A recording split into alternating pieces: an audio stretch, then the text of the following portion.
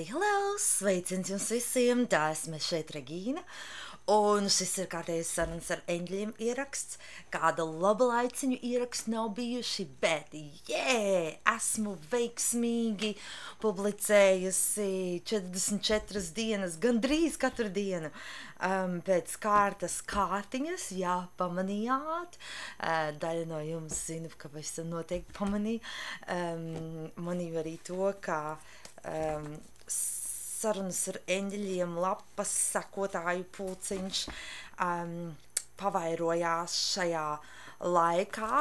Tātad sveiciens jums visiem, kas ir jauni šajā lapā un visā, kas ar eņģeļiem saistīts un ar šo lapu saistīts. Es neatceros, vai es minēju kaut kad senāk, bet kad es atvēru lapu,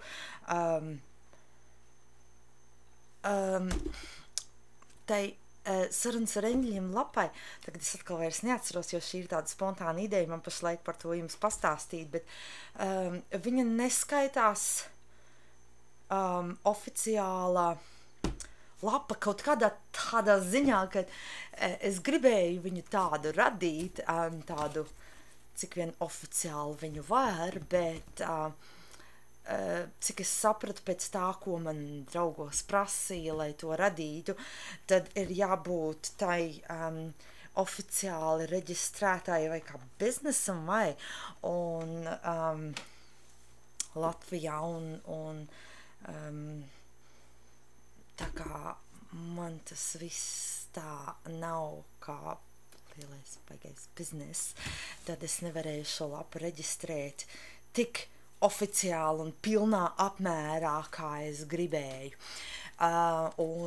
Cik es saprotu, no tā ir arī atkarīgs tas, kā tā lapa parādās, vai cik liela redzamība tai lapai internetā arī ir, jo es domāju, pēc tā vadoties pēc tā, kā ar biznesu ir internetā vispār, tā vispārīgā ideja ir tāda, ka ir, jo oficiālāk viss ir, jo labāk internetam patīk šādas lapas, mājas lapas, vai nu patstāvīgas mājas lapas, vai daļa, kā piemēram draugiem līdzīgā lapa Facebook, ja ir kāda lapa, tur arī, tā nebūtu patstāvīga, bet kā tāda atzarojums Facebook lapai, arī tādām lapām tā redzamība ir lielāka internetam, tādas labāk patīk,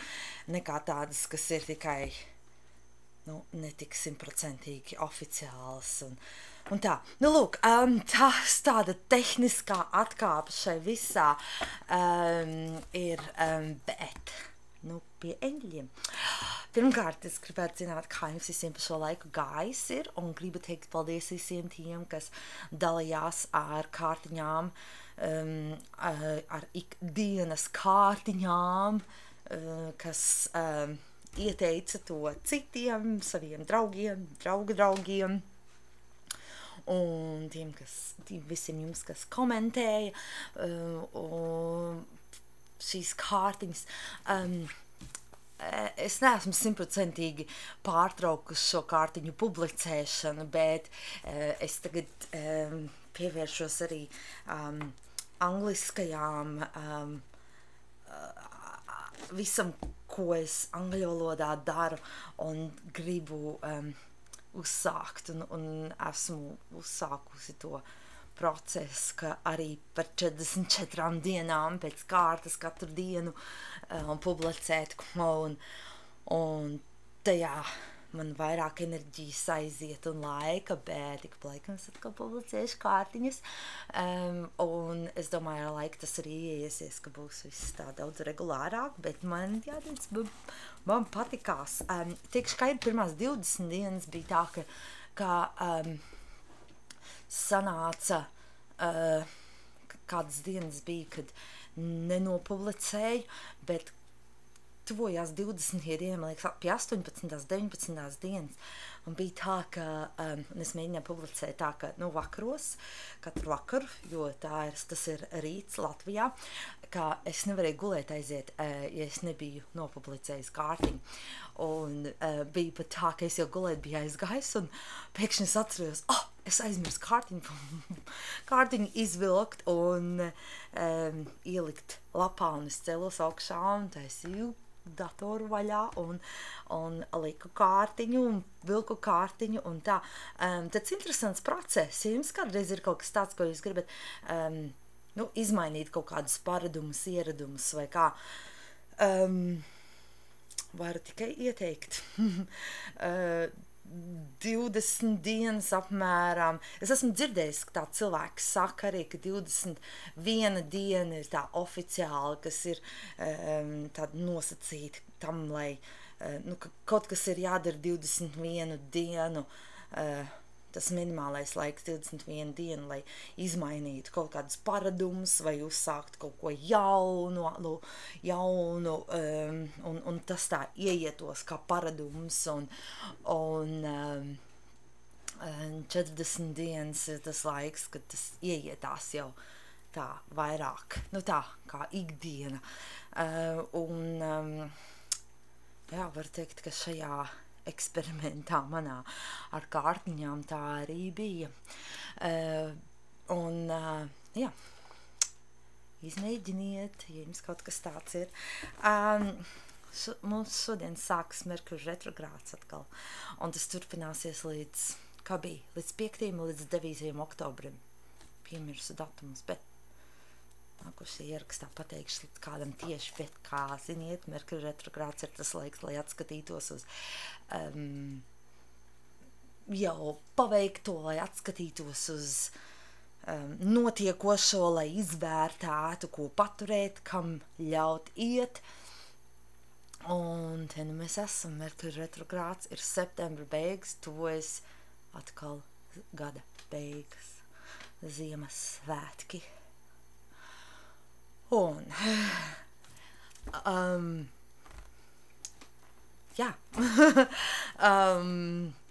kārtiņas priekš šī Merkurja retrogrāda laika. Kas tad ir tas svarīgākais? Neesmu vēl kārtiņas izvilkus, kamēr runāju. Maisu kārtiņas, šīs ir nāriņu kārtiņas. Kas tad ir tas svarīgākais, eņģeļi? Kas tad ir tas svarīgākais, kam mums vajadzētu pievērst uzmanību šī Merkurja retrogrāda laikā? Kas tad ir tas, ko jūsuprāt mums būtu svarīgi zināt šī Merkurja retrogrāda laikā? Tātad man ir 3 kārtiņas izvilkušās. Interesanti. Lūk, 3 kārtiņas ir. Starp citu, es aizmirstu kaut ko pateikt, ko es gribēju vēl pateikt. Lai tas nejautās man pa galvu, kamēr es par kārtiņām runāju. Izrādās, es uz šīs salas vairs neesmu vienīgā latviete. Labi, es tikai jokojos. Bet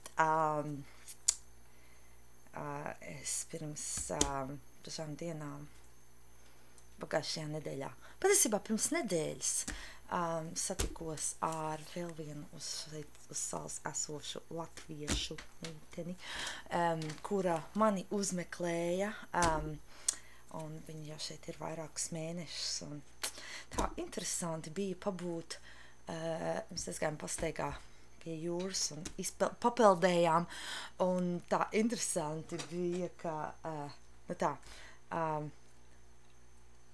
satikt latvieti, runāties latviski, tajā pludmalē, kurā es esmu bijusi 100 reižu, un tikai reizi esmu latviski runājusi, kad draudzene no Ņujorkas pie manis bija ciemos. Tas arī bija viss. Un šis ir tagad kopš tās reizes, kad satikos ar jauniešiem, kuri bija šeit no blakus salas un kuri radīja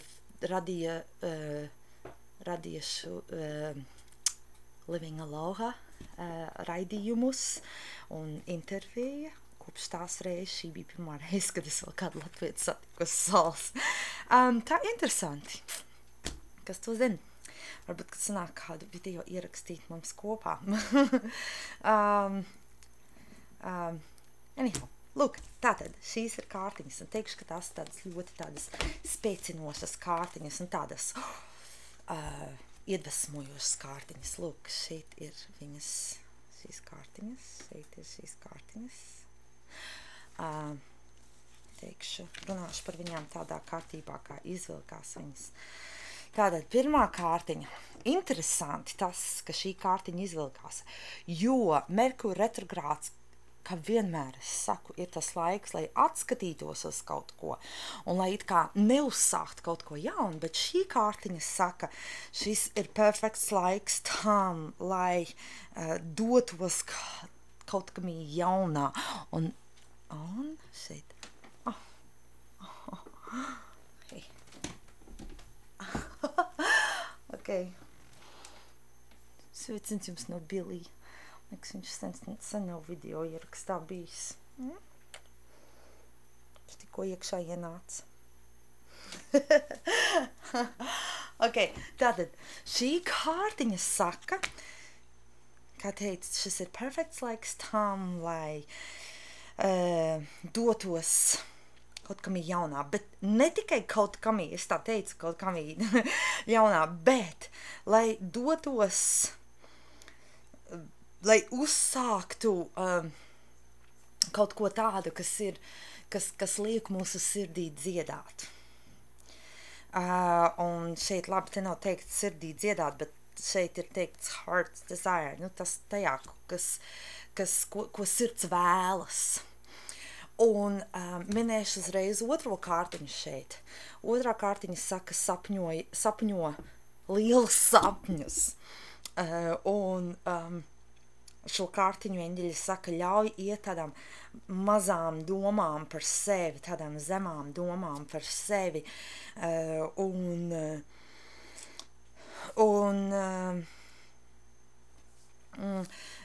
Sapņo lielus sapņus un sapņo kaut ko tādu lielu un labu priekš sevis, ne tikai kaut ko tādu maziņu. Šeit man nāk prātā tā doma un tā ideja, ka ja mūsu sapņi, tie, kurus sapņojam, tās mūsu vēlmes, ja tās mums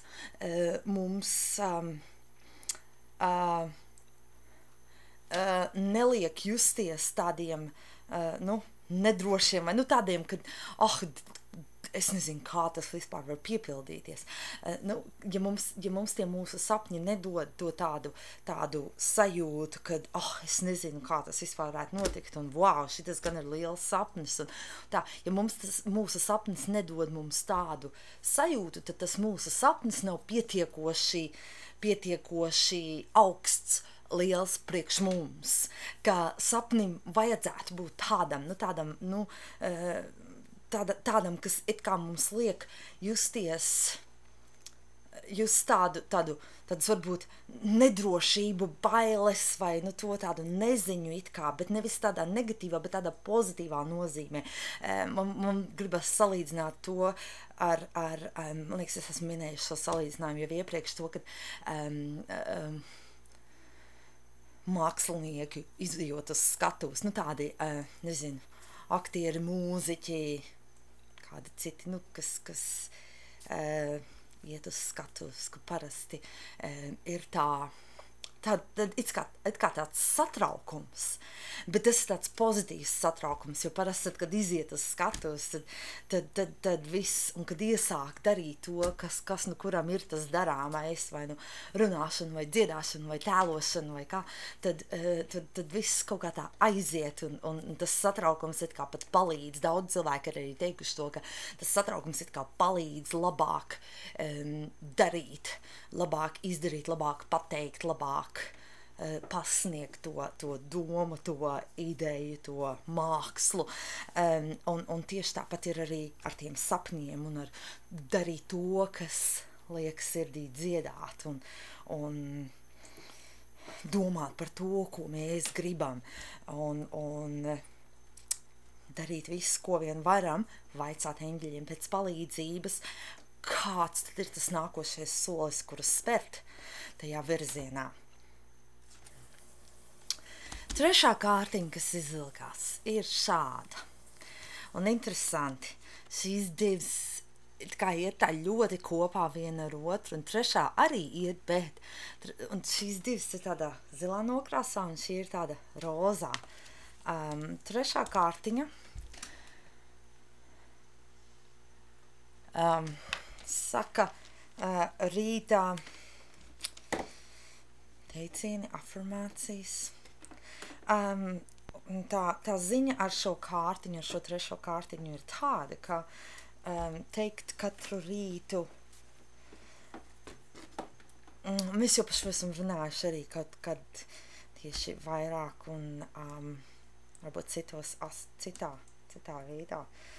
Bet man liekas, šī kārtiņa arī izvilkusies kaut kad agrāk par to, kad, rakstam kaut ko tādu, šis ir saistīts ar šiem sapņiem, kaut ko tādu, ko mēs gribam, vai nu sapni, ko mēs gribam, lai piepildās, sapni, kas mums ir, vai kaut kādu, nezinu, rīcību, darbību, kaut kas, lai notiekās, varbūt mūsu, kaut ko varbūt par mūsu ķermeņu, lai mēs esam veseli, un vai mēs gribam piesaistīt sev kaut ko labu, kaut ko lielisku, vai mēs vienkārši gribam, lai lieliska diena būtu, bet ka mēs uzrakstām to tādā teikumā, un ideālajā variantā tādā, īsā, konkrētā teikumā.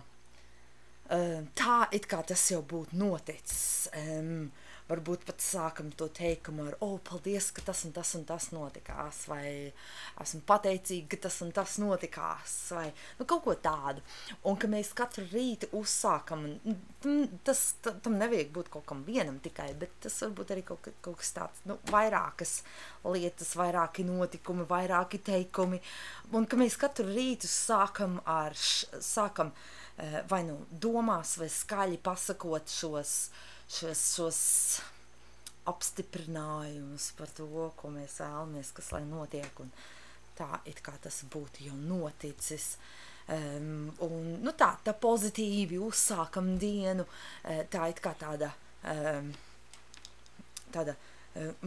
rīta meditācija, ar tādu kā rīta meditāciju uzsākam, ka tas palīdz mums un palīdzēs mums te dienai labāk iet un piesaistīt to, ko mēs vēlamies. Un tas ir tas, kas tiek ieteikts ar šo kārtiņu. Man liekas, ka šis ir tāds ļoti lielisks kārtiņas šim Merkura retrogrādu laikam. Un, kā jūs teicat, tā interesanti, ka Merkura retrogrāds ir